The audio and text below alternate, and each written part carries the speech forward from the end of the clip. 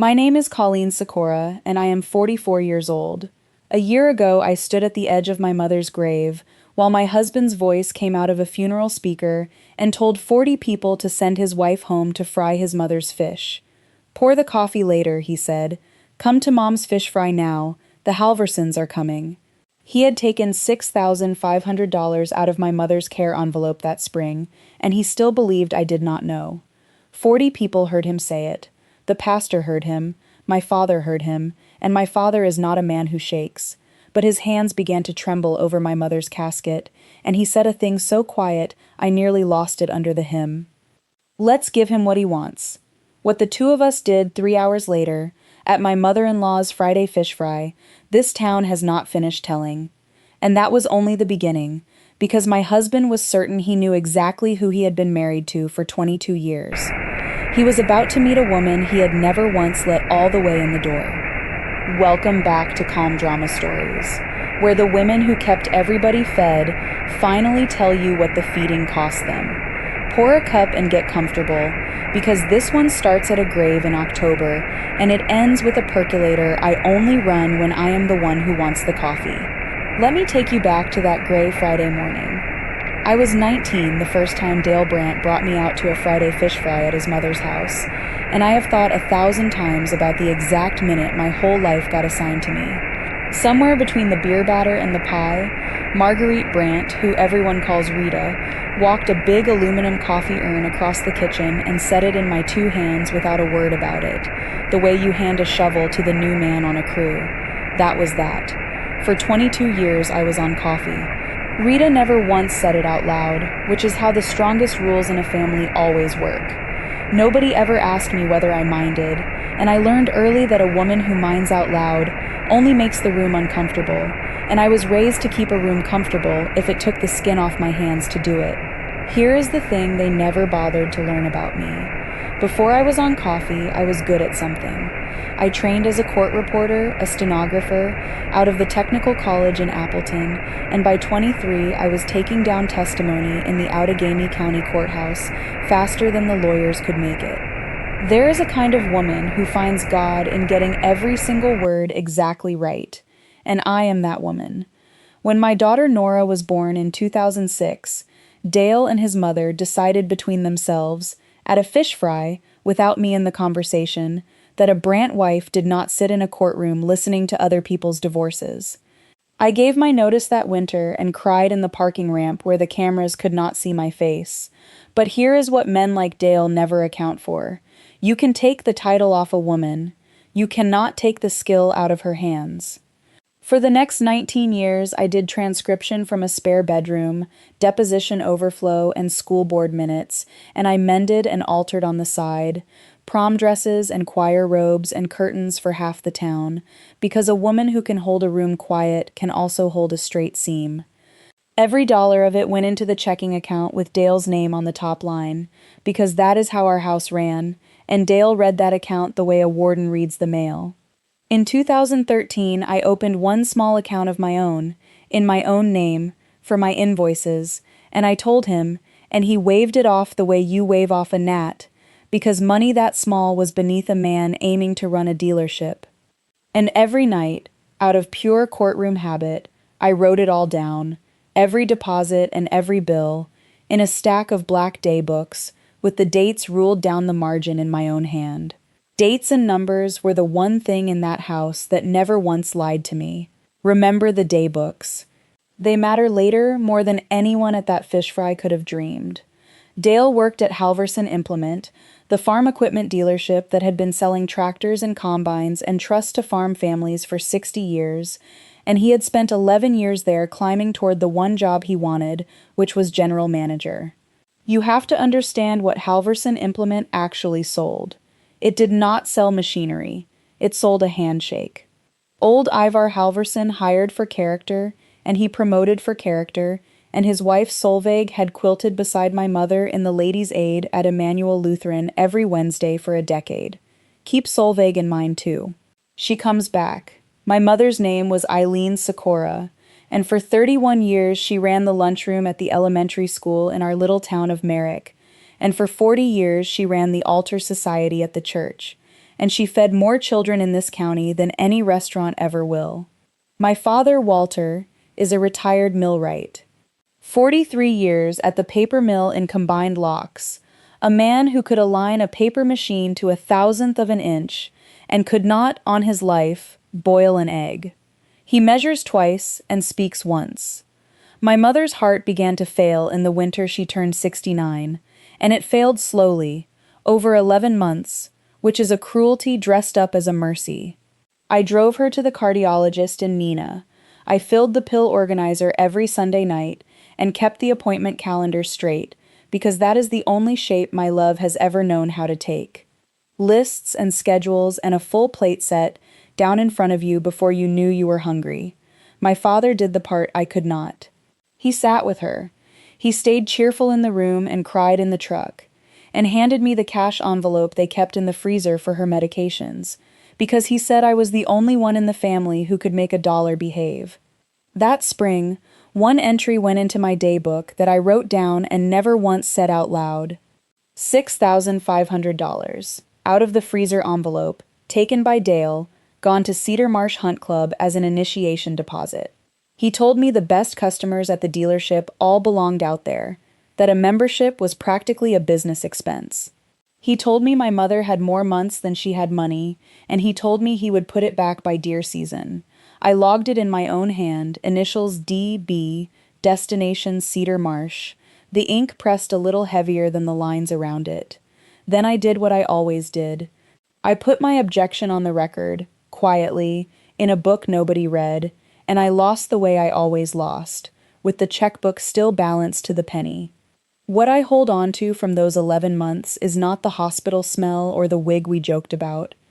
It is my mother on a hard kitchen chair, thin as a March fence line, watching me pour her tea and pour my father's coffee and pour mine last if there was any left, and saying the sentence she had been saving her whole life. You have poured everybody's coffee your whole life, Colleen. One of these days you let somebody pour yours. I told her I would. I meant it the way you mean a thing you have never once done. She died on a Wednesday in October. Rita Brandt's standing Friday fish fry was set for 2 days later, the way it had been every single Friday for 30 years. Those 2 dates were about to run into each other, and only one man in the whole county could not see the collision coming. The first crack did not come at the funeral. It came the night before, in our own bedroom, while I ironed the black dress. Dale stood in the doorway with a beer and delivered his position like a service manager reading off a work order. "The dead don't buy combines, Call," he said. "The living do, and the living are at my mother's by 6 on Friday." I looked at him and I understood that he had already done the arithmetic, that in his ledger, a funeral was a scheduling conflict, and my mother was the lower priority line item. I did not argue. I set the iron on its heel so it would not scorch the dress, and I thought, very clearly, I should write that one down, because someday I am going to want the exact words. The dead don't buy combines. I did not know yet that the plain black day book in the kitchen drawer, the one I filled in every night out of pure courtroom habit, would empty a lawyer's conference room 11 months later. The funeral was Friday at 10 in the morning, and the church was full by 9:30, because a woman who feeds a county for 31 years fills a church. The lunchroom mothers came. The ladies' aid came in a block, and Solveig Halverson sat among them with her hands folded, and she found my eyes once and held them the way only a woman who has buried her own mother can. My father stood at the door in his one dark suit and shook hands like an oak that had gone hollow inside, still standing, nothing left but the shape of standing. My daughter Nora drove down from her nursing program at the university in Oshkosh, 2 hours flat, and she never let go of my hand through the whole service, and she kept turning to watch the door for her father with a look on her face that I knew and I hated, because I had worn it myself for 22 years. She was keeping his account. She was doing his bookkeeping, my 19-year-old, tallying the ways he was already late. My phone buzzed against my hip during the first hymn. A text from Dale. Running behind, traffic on the highway. During the eulogy, it buzzed again. Wrap it up, fish fries at 6, Mom needs the coffee going by 5. I stood after that and I spoke about my mother's hands, and my voice held all the way to the last word, and I watched half the church break apart quietly in their pews while mine held. Then 40 of us drove out to the little cemetery on the ridge, under a blue October sky, so clean it looked hired for the day, and in my purse my phone sat like a small dark thing waiting for its moment. Graveside is where you find the real crowd, the smaller one, the people who knew her by her first name. My father and I stood at the head of the grave with Nora between us, and I did the last thing on my mother's list. In her last weeks I had recorded her singing, just once, on my phone, her thin voice going through the hymn she wanted at the lowering, the one about the old rugged cross, because she said she did not want an organ, she wanted a Sunday morning at home. So I set the funeral director's little speaker on the folding table among the flowers, and I paired my phone to it the way I had 100 times, and I pressed play, and my mother's own voice rose up over that hillside, thin and true and completely hers. People closed their eyes. My father's chin came up the way it does when he is carrying a load he will not set down. The pastor said the words about dust and ashes, and 2 men in work gloves began to lower my mother into the ground, and the roses went down one at a time, each one with somebody's whole face behind it. I was reaching for my own rose when my mother's voice cut off mid-word. For 1/2 second there was pure silence on that ridge, just the wind and the ropes creaking. Then the little speaker made the bright chirp it makes when a call comes through the phone it is paired to, and the screen lit up in my hand with his name. Dale. Every reflex I owned said silence it, and my thumb, clumsy with grief, hit the wrong part of the glass. I answered my husband on a funeral speaker at the edge of my mother's open grave, turned up loud enough to carry to the back row. "Where are you?" he said, and his voice rolled out over the grave like a truck through a chapel. "I told you 6. Mom's got the whole thing ready, and the Halversons are coming, and I need my wife on coffee, not standing around a cemetery all afternoon." I could not move. 40 faces turned toward the little speaker among the funeral flowers, and his voice kept coming, each word laid down clean and public like coins counted onto a bar. "For once in your life," he said, "pour the coffee later, and come to my mother's now. My mother is alive, Colleen. Yours isn't going anywhere." The ropes had stopped moving. The 2 men in gloves stood frozen, holding my mother halfway into the earth. Solveig Halverson turned her face away, her shoulders rigid, and I understood with a strange floating calm that she would carry the sound of my husband's voice for the rest of her life, and so would every soul on that grass. My mother used to say you can learn everything about a man by what he does when he thinks nobody important is listening. Dale thought nobody important was listening. He was on speaker in front of every person who had ever loved me.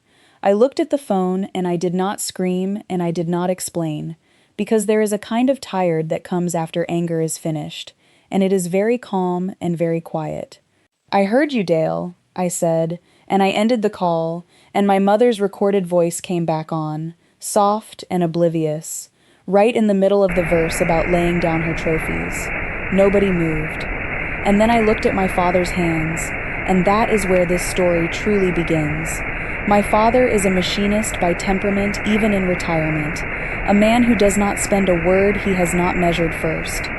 I had seen him angry 3 times, and every time it was total stillness with the hands shaking, and there they were now, shaking like a man holding a live line, while he looked down into the grave at the woman he had married in 1980. He was quiet so long the pastor began to say something merciful. Then my father lifted his head, and his voice came out level and terribly gentle. "Let's give him what he wants," he said. Nora said, "Grandpa," with the tears still hot on her face. I said, "Dad." He took the phone from my hand as carefully as a part off a machine that had failed inspection, and handed it to Nora. "He wants his wife on his mother's coffee," my father said. "Then that is exactly what he gets. One more time." He straightened his coat, nodded once to the pastor, and picked up the rose I had dropped and laid it on my mother's casket himself. Then he said the strangest thing anybody has ever said to me at a graveside. "Trust me, Col. Pour the coffee." Something turned over in my chest, a gear or a lock that had been stuck for 22 years, moving one single tooth. 40 people watched us walk to the car, and not one of them knew what my father was planning. To tell you the truth, neither did I. But I got in his old Buick and gave him the only answer I had left, which was, "All right, we buried my mother first, all the way, the last of the hymn, the handshakes, the hot dishes carried out to the trunks." Dale's deadline of 6 came and went while I was still hugging the lunchroom mothers goodbye, and I did not hurry a single one of them. It was past 6 when the three of us finally drove the 20 minutes out to Rita's, still in our funeral clothes, my father at the wheel with his jaw set like a sundae. Nora leaned forward from the back seat. "Grandpa, if you are about to fight him, nobody's fighting anybody," my father said. "Your grandmother did not raise brawlers." He glanced at me sideways, and there it was, faint but alive, the dry little spark my mother married him for. "Call, 22 years. That man has treated you like the hired help."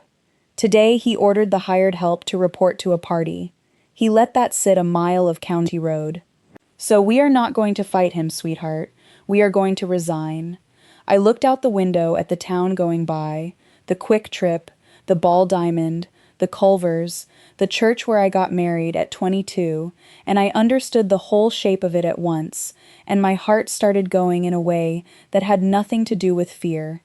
He was holding the door open for me, but how I walked through it, that part was mine, and I already knew.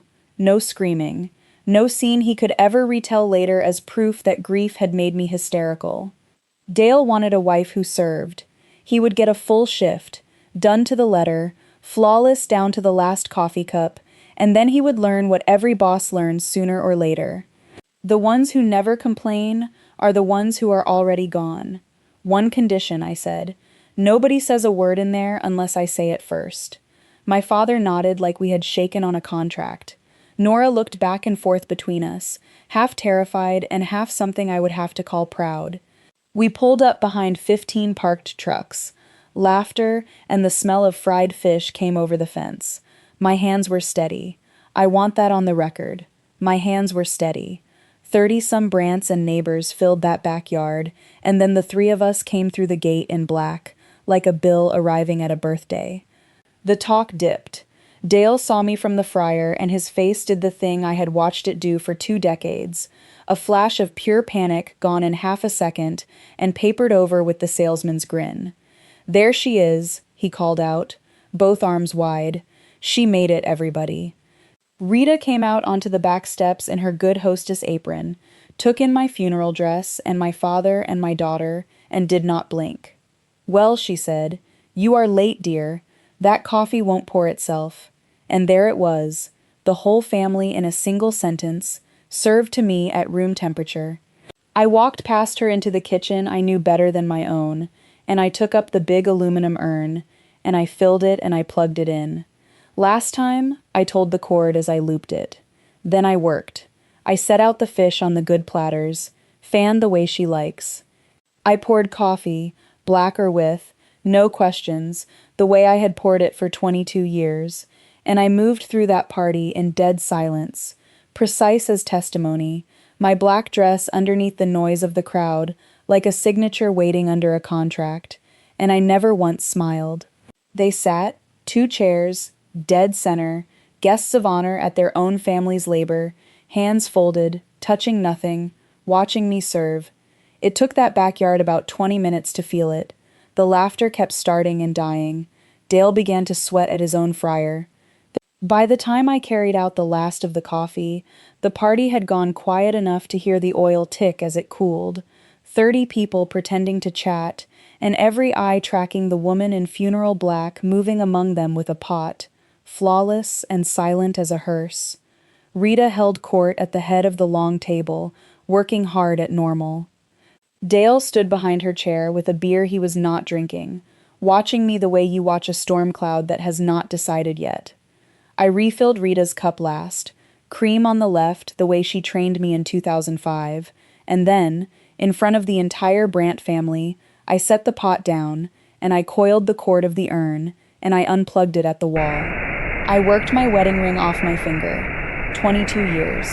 It came off over a groove worn into the skin like a mark left by a tool, and I dropped it down into the empty glass basket of the coffee urn, where it rang once, small and bright, against the metal.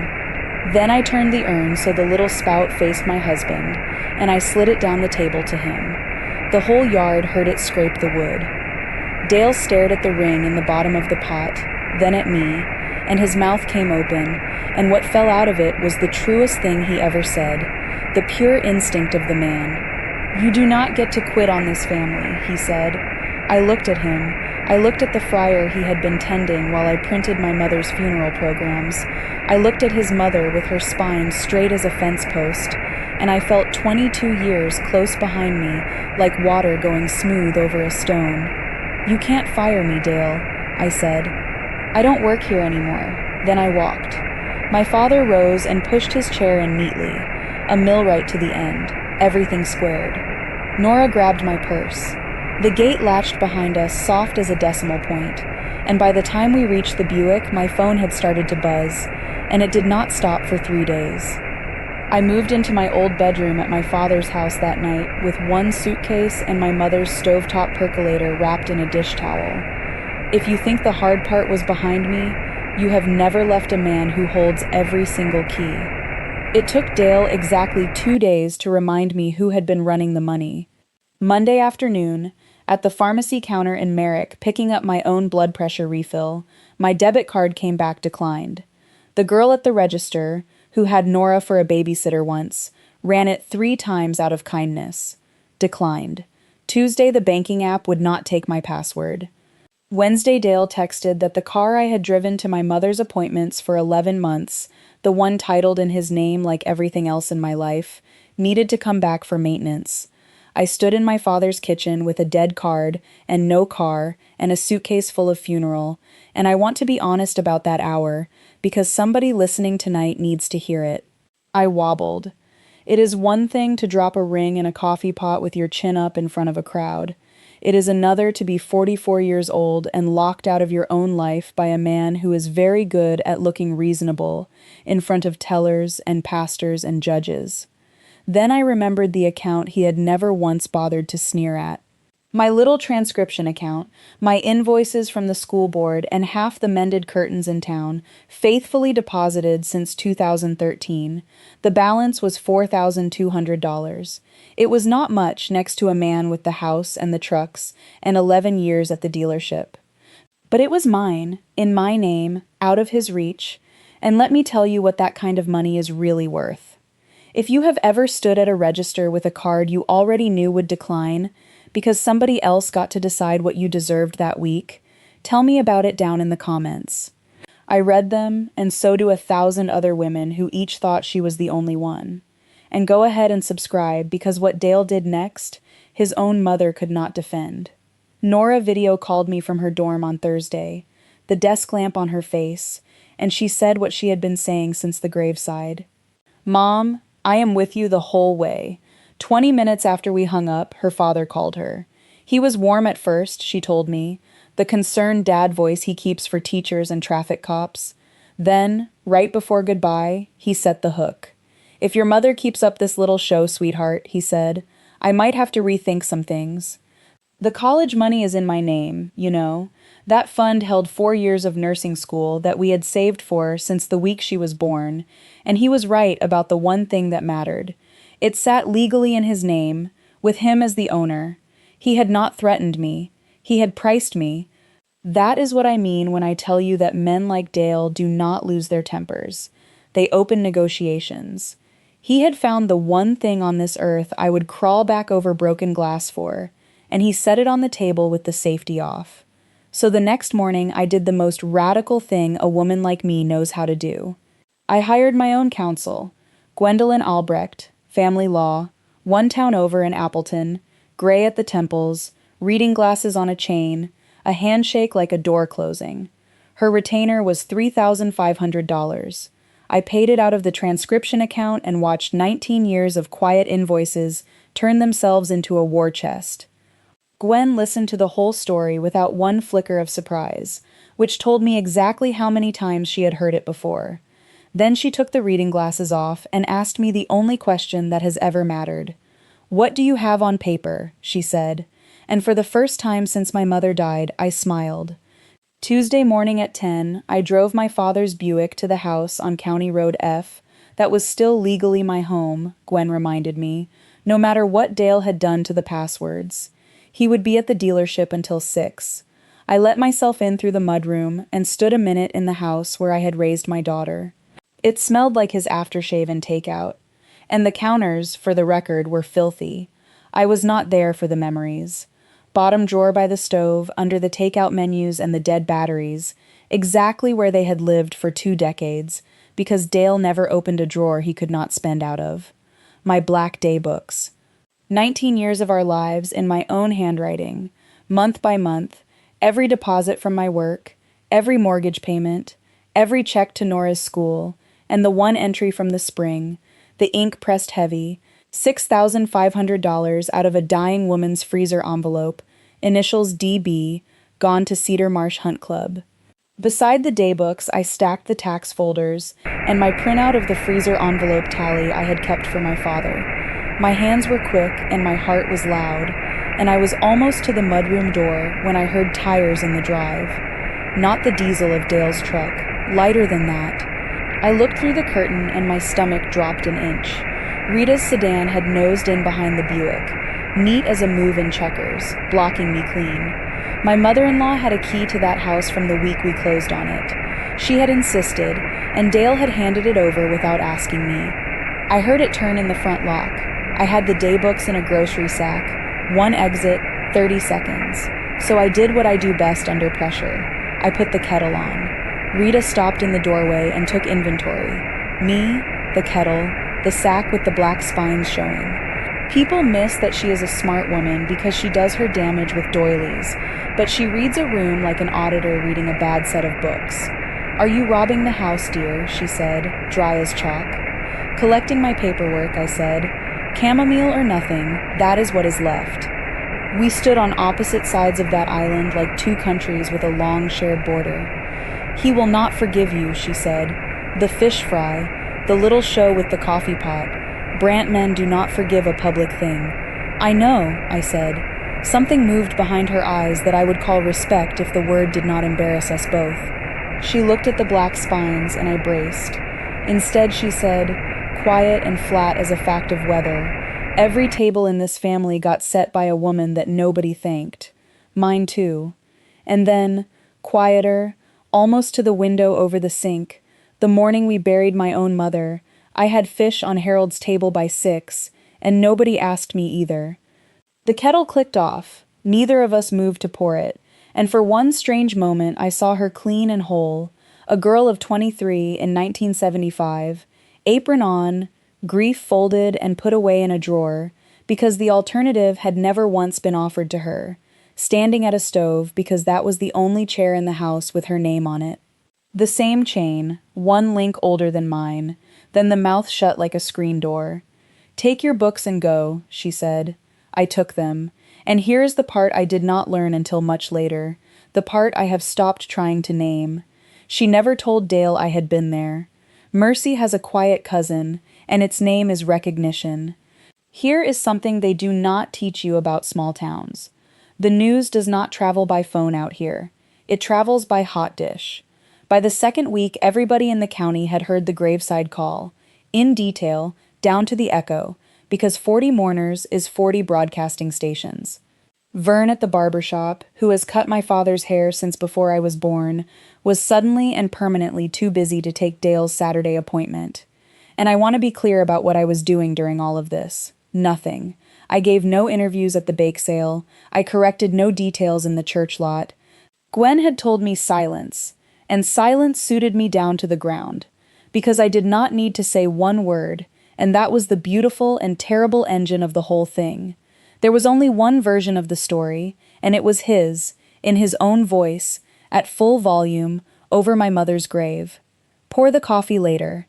He had published his own confession to the exact 40 people that a man in a handshake business can least afford to lose. One of them mailed my father a sympathy card that week. Cream paper, tidy blue ink. Solveig Halverson. My father read it twice and slid it across the breakfast table to me without a word. Under the printed condolences, she had written one line: Eileen raised a lady. I keep it now in the daybook, pressed against the page from that spring, like a flower somebody saved. That Friday, Dale called my father's landline and asked, very civil, to come by and talk like adults. Let him come, I said. He came Saturday morning in his good jacket, carrying grocery store flowers, and performed his concern at me across my father's porch rail. This was the grief madness offer, and I had known it was coming. I had not been myself. Losing my mother had knocked me off balance. Come home and we would never speak of it again. I forgive you, he said, and actually opened his arms.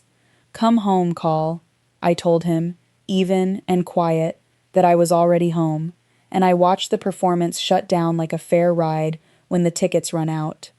The flowers dropped to his side. The voice dropped with them. You will be broke in a month, he said. A 44-year-old typist with a sewing machine. You are nothing without me, and every soul in this town knows it. The screen door opened behind me. My father came out with his coffee, calm as a Tuesday, and looked at Dale the way he used to look at a part that had failed inspection twice. Funny thing, my father said. Out at the cemetery, I told her to give you exactly what you wanted. She did. You wanted first place, son. You got it. He took a sip. Now you find out what first place looks like in an empty room. Dale laid rubber on a residential street pulling out. That evening, Rita's sedan came up the drive, and she handed me a still warm hot dish and an ultimatum in the same motion. Come home by Sunday, she said, or you are nothing to this family. I set the dish gently back into her hands. Monday, a letter arrived from Brummel and Fisk, the loudest divorce firm in the county. My husband had lawyered up. Good, said Gwen when I called her. Now pray he stays angry. Angry men sign things. While the lawyers circled, I did something for the first time in 19 years. I applied for a job under my own name. The Outagamie County Clerk of Courts had an opening for a records clerk, the kind of posting meant for somebody's granddaughter fresh out of school, not a woman with a 19-year gap on her resume and a funeral in her recent history. They gave me the standard skills test and set me in a little glass room with a bottled water and a look of visible pity. I finished in 35 minutes. The office manager checked it twice, then went and got a senior deputy clerk named Roy Lindgren, silver-haired, part-time now, a widower, though I did not know that part yet. He looked at my test and then at me, and 19 years fell right off the calendar. Colleen, he said, you took down the whole Vandersteen trial in 97 and never asked the judge to slow down once. He said it to the office manager, more than to me, nodded like the matter was closed, and went back to his files. The call came the next morning.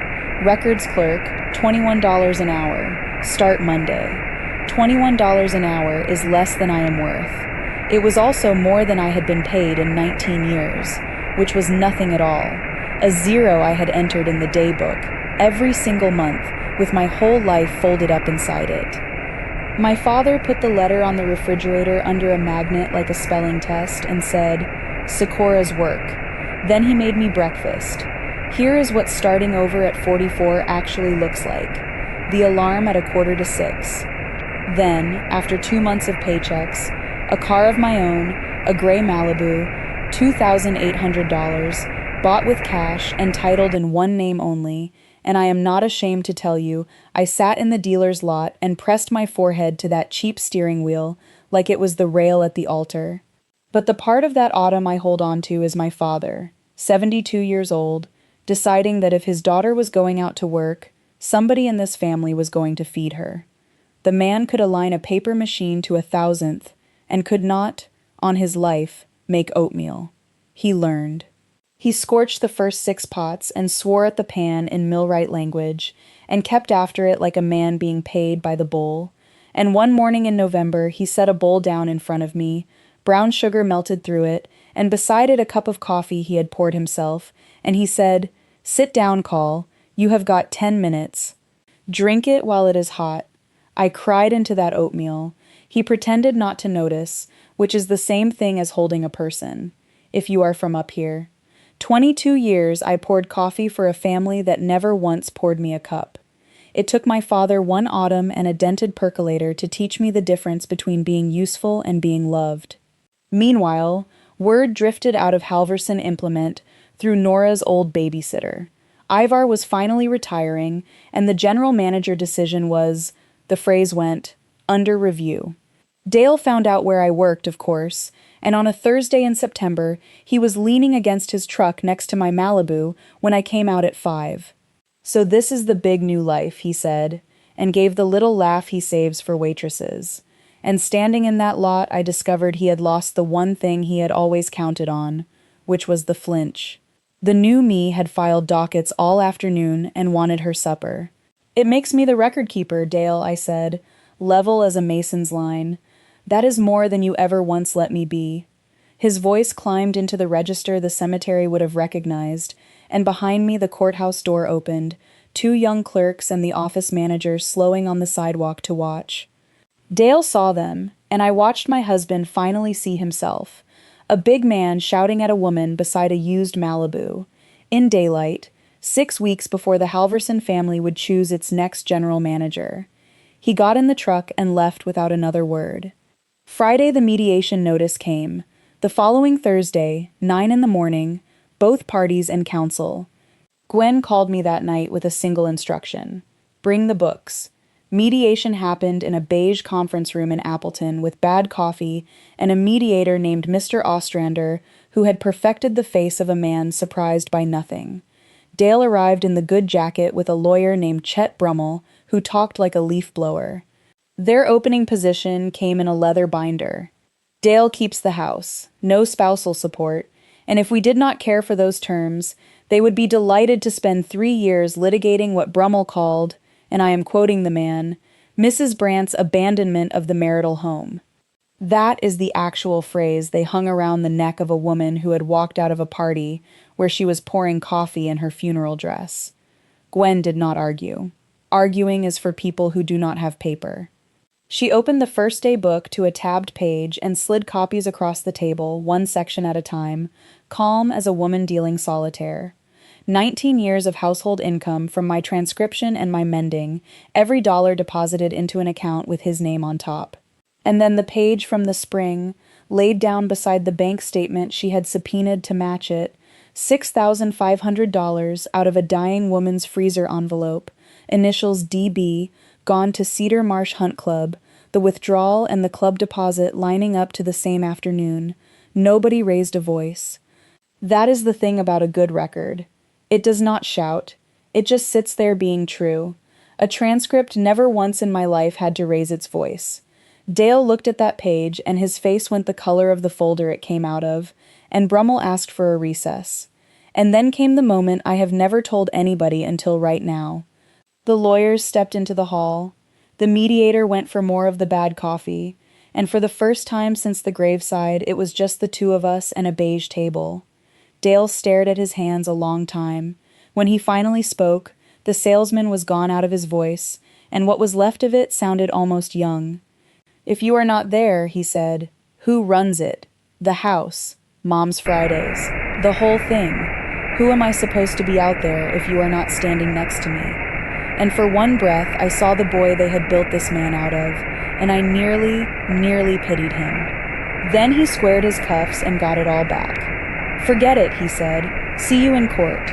Gwen drove me home. At the stoplight on Wisconsin Avenue, she said, "He will bleed you slow now, unless he suddenly needs something from you." She tapped the wheel. Pray he needs something. He needed something.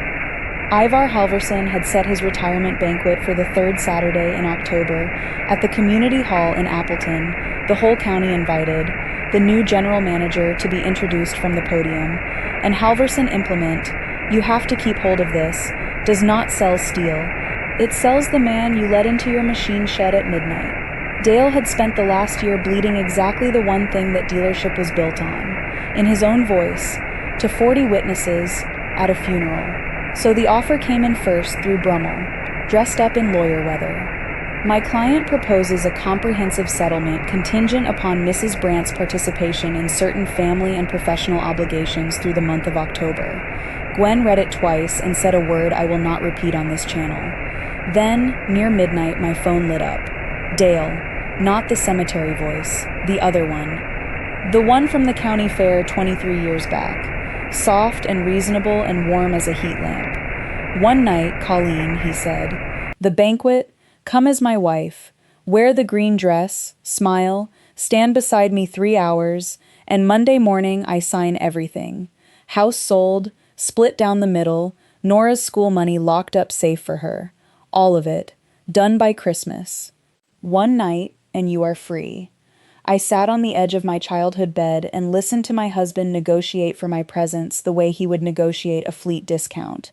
And the strangest calm came over me, because at long last the whole marriage stood in a light where I could see its true shape. It had never once been a marriage. It was an appearance contract, my wages paid in aprons and coffee, and here was the renewal notice, dressed up as a favor. "I will think about it," I said, and I hung up and stared at the ceiling until the window went gray. Because here is the truth I owe you. It was a good deal. That is exactly what made it dangerous. Every sensible voice in my life told me to take it. Gwen first, because it is her job. "If he fights this thing wall to wall," she said, "you are looking at $30,000 in fees, a year of your life, and no guarantees. 3 hours in a banquet hall buys the whole thing back." My father second, and this one cost him. He stood at the sink drying a bowl a long time and finally said, "Your mother would not want you bleeding money for pride, would she?" And the question on the end of it told me he did not believe his own sentence, but 72 years of being practical made him say it anyway. Then Nora, Sunday night, her voice small in a way it had not been since she was 8. "Mom, it is one night. I have done the math on that house. I cannot be the reason you lose it. My girl, keeping the books again, and this time she had put herself in the debit column. I told her the house and the school money were my worry, and her only job on this earth was her clinical rotations. And after we hung up, I sat in the dark, completely alone with it, which I understand now is where every real decision gets made, because every one of them was right. That is the thing nobody warns you about a moment like that. The wrong choice arrives with excellent references. It was one night. It was 3 hours. One dress, one smile I had manufactured 10,000 times before. Cheap at the price. Late that night, I opened the closet to hang my work blouse, and there it was, waiting behind the funeral dress. A green dress, knee-length, the tags already snipped off. I had bought it 2 weeks earlier, the morning after his midnight call. Some part of me, the part raised on coffee and cleanup, had already said yes. And that part, more than Dale, more than Rita, more than any living or dead Brandt, is the enemy I have been fighting my whole life. The night before the banquet, I sat at my father's kitchen table with 3 things laid out, like evidence before a jury of 1. The daybook. My mother's percolator, off the stove since October, still wrapped in its towel, and Solveig Halverson's cream-colored card. I opened the daybook to the very first page, September of 2013, my handwriting younger there, careful round loops, so eager to get our whole new life exactly right. Groceries, thread, a line that stopped me cold, a gift, to Rita, a serving platter, and the price of it, because even then I was already accounting for that family's silver. She thought the daybook was a love letter, that keeping everything balanced was the same as keeping everybody safe. Every page after her proved otherwise, and I had never once let myself read the proof. My mother's voice came to me then, not as a ghost, just a memory, kitchen warm. "You have poured everybody's coffee your whole life, Colleen. One of these days you let somebody pour yours." And sitting there, I finally did the one piece of arithmetic nobody had asked me for. The house was worth a number. The legal war was worth a number, but it is one night had been the whole price of my admission for my entire life. One night, it is just a fish fry. One night, it is just the fundraiser, the customer barbecue, the Sunday supper. String enough one nights together and you get 22 years and a woman at a graveside being ordered to report for a shift. The green dress was not a dress. It was the apron with a zipper sewn up the back. Here is where I am supposed to tell you I burned it in the yard. The truth is stranger than that. The banquet started at 7. At 6:15, I put on the green dress and my good earrings and my coat. My father watched me pick up the car keys, and God bless the man, he did not say one word. I drove toward Appleton with my hands at 10 and 2. The hall came up on the right, lit gold in every window, valets jogging in the cold, the Halverson name thrown 2 stories tall on the brick, and through the tall glass of the lobby I saw him. Dale, in the good suit I had picked up from the cleaners 100 times, standing alone by the coat check, checking his watch, straightening his tie, arranging his face into the smile, scanning the drive for headlights. For me, the staff, reporting for the last shift of her life. I want to be honest, because you have come this far with me. I slowed down. 22 years of muscle memory reached for that turn signal, the way a hand reaches for a hot pan it has been burned on 100 times and reaches anyway. For 2 full seconds, the whole settlement, the house, the fees, the clean, easy Christmas, sat in the passenger seat and asked to be chosen. Then I drove past. Simple as that, and hard as that. Past the valets, past the gold light, past the man rehearsing his marriage in a hotel lobby, and the road went dark again, and my heart was going like a framing hammer, and I laughed. Alone in a $2,800 Malibu, in my good earrings, I laughed like a woman just let out of a building. At the next red light, I typed the message I had been drafting without knowing it since the coffee urn back in 2005. No, I am done being the proof that you are a good man. Colleen. I hit send, set the phone face down on the seat, and drove back to Merrick, out to the cemetery, while it began to buzz and buzz on the vinyl beside me. Those are the buzzes I never answered. There are voicemails on that phone from that night that I have never once played, and I do not intend to. Some doors you get to leave shut. The cemetery gate stays open until 9, and the groundskeeper, who had known my mother, had stopped pretending not to recognize my car. I parked on the gravel loop near her row, and I called Gwen, who, because I had asked her that afternoon to stay near her phone, picked up on the second ring. I am not at the banquet, I said. I know, she said. It is 20 to 8 and my phone has not exploded. Talk to me. Draft it tonight, I said. He keeps the house, all the equity. I am done fighting for it. In exchange, Nora's school money gets locked for Nora, ironclad, written into the agreement. My retirement stays mine. My name goes back to Sikora, and his signature inside 2 weeks. Dissolution, no trial. Send it to Brummel in the morning. The line went quiet while she did the arithmetic she gets paid for. Colleen, she said, that is $60,000 of equity you are handing that man. As your attorney, I need you to hear the number out loud. I looked through the windshield at the new headstone, pale in the dark. Colleen Sikora, 1957 to 2025, the grass just starting to knit over her. It is not $60,000, I said. It is a receipt. 22 years, paid in full, and I never once again have to stand in a banquet hall, smiling for my supper. Send it. She was quiet another second, and then she said a thing that a woman that expensive does not say lightly. It has been an honor. Mrs. And she stopped herself. Miss Sikora. The consent form came to my phone by email while I sat there, and I signed it with my finger by the dome light, 12 feet from my mother, the smallest and most expensive signature of my life. Then I got out and stood at her grave in the green dress in the October cold and told her the news out loud, because some conversations do not work in silence. I finally quit, Mama, I said. The wind moved in the pines along the fence. At 20 to 10, back in the car, my phone lit with a text from Nora, all in capitals, though I will not shout them at you, asking if I was seeing this. I was not at the banquet. Everything I know arrived the way all news arrives out here.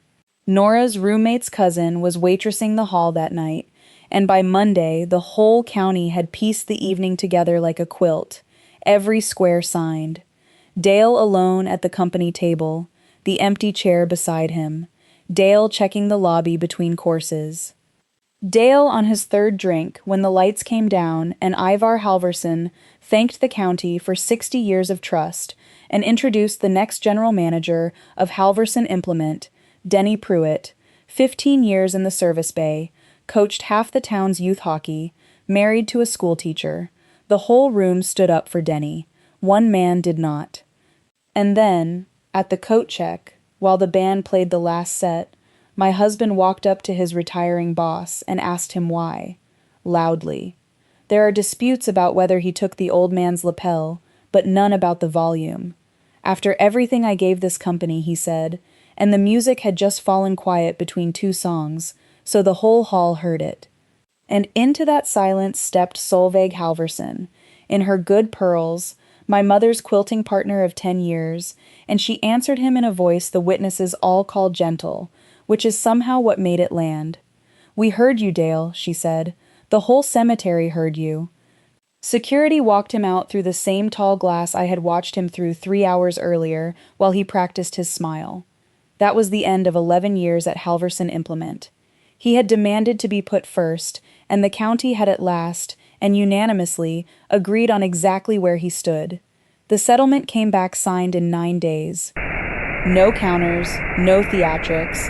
A man who has just lost his job needs cash a great deal more than he needs leverage, and Chet Brummel, whatever his volume settings, can read a room that is on fire. Nora's fund, locked, hers, untouchable, in language Gwen described as concrete with rebar run through it. My retirement, mine. My name, mine again. The house and its $60,000 of equity, his. A fact I have never once regretted and never once called cheap. Halvorson Implement and Dale Brandt. The notice in the Merrick paper said, "Parted ways," and everybody in 3 counties could read the rest of that sentence without help. Rita closed the door on him. Her son had made the family ridiculous in front of the Halvorsons and the pastor and the whole county, and Rita can forgive cruelty a good deal faster than she can forgive a spectacle. The Friday fish fries went on, I hear, but Dale's chair went the way of my coffee urn. My father read the news of Dale's leaving in the paper, folded it in halves the way he folds everything, and gave the final meaning of the sentence he had said over my mother's grave. He wanted to matter more than everything, my father said, and set the paper down. Now he does. He is all he has left. That week I put the daybooks in a box on the closet shelf. Their work was finished. Mine had 1 page left in it. The dissolution went through the week before Thanksgiving. 20 minutes, a few questions from the judge. Yes, and yes, and yes. Dale came in a suit that fit a man 10 pounds heavier and looked, for the first time since that county fair 23 years back, small, out on the courthouse steps in the first thin snow of the year. He stopped me. "You have ruined me," he said, not shouting, almost asking. I looked at him and searched, honestly searched, for the anger I had been promised I would finally feel at this moment, and found instead something much quieter and a great deal older. "No, Dale," I said. "I just stopped catering it." And I went down the steps to where my daughter was waiting, with the Malibu's heater running. I signed the last page that day as Colleen Sikora, and my signature came out in careful round loops, the handwriting of the 22-year-old girl who had been waiting inside the daybook the whole time. Here is what I will tell you about the drive home, because you have earned the whole truth. I grieved. You can grieve a marriage and still never want it back, and both of those things are true at the same time, and nobody warns you. I let it be sad the whole 9 miles. Then my father met us at the door with the porch light on, and the kitchen smelled like scorched oatmeal, and I was done being sad. It is 1 June later now, almost a year to the day since I buried my mother, and here is where you would find me on a Sunday. A little rented half of a duplex on Birch Street, with a kitchen window that gets the afternoon light. A promotion, deputy clerk now, with my own small stack of people who bring me their shoeboxes of paperwork like offerings. And a table, my table. Everybody carries their own plate. My father brings a loaf of bread he baked himself, the 4th try being the first edible one. Nora, home for the summer, brings a salad and her grandmother's laugh. My mother's percolator sits on my stove, and some Sundays I run it just to hear it knock and hiss, and I pour myself the first cup, and I sit down while it is hot, and I let it be for me.